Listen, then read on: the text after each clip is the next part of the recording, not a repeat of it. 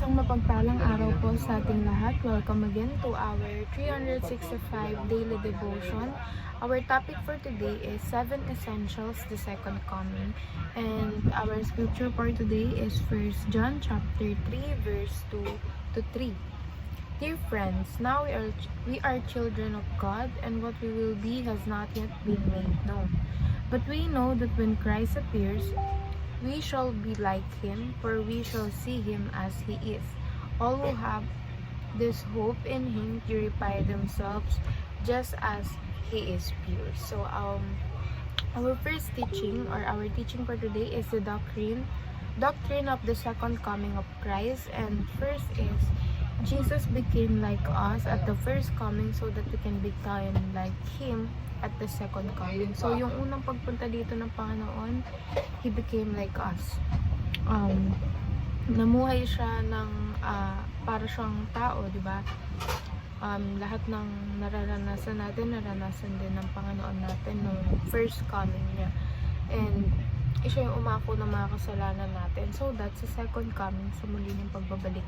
Tayo naman yung gumawa, or tayo naman yung gumaya sa kanya. Kasi nung una, siya yung nagkatawang tao para mamuhay ng parang tao, and sa second coming, it's vice versa. Second, we will become perfect at the second coming of Christ. So sa muling pagbabalik ng Panginoon, hindi na niya ulit gagawin yung mga bagay na ginawa niya nung first coming, na kung saan nagpakapako siya sa krus para iligtas tayo sa mga kasalanan. Hindi niya na ulit gagawin yun kasi sa second coming, kukunin niya na yung mga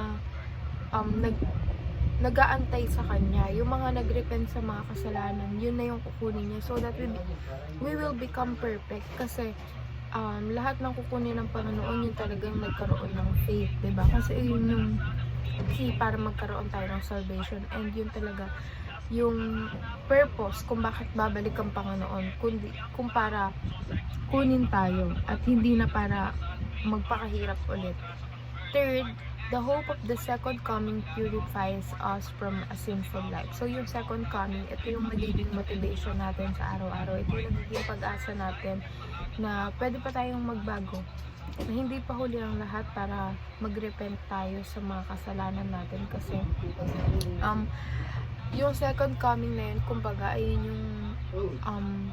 yun yung pinaka way para masalba tayo, and yun yung magiging hope natin para talikuran na yung mga nakagawian natin na hindi naayon sa Bible or sa kaloob ng Panginoon.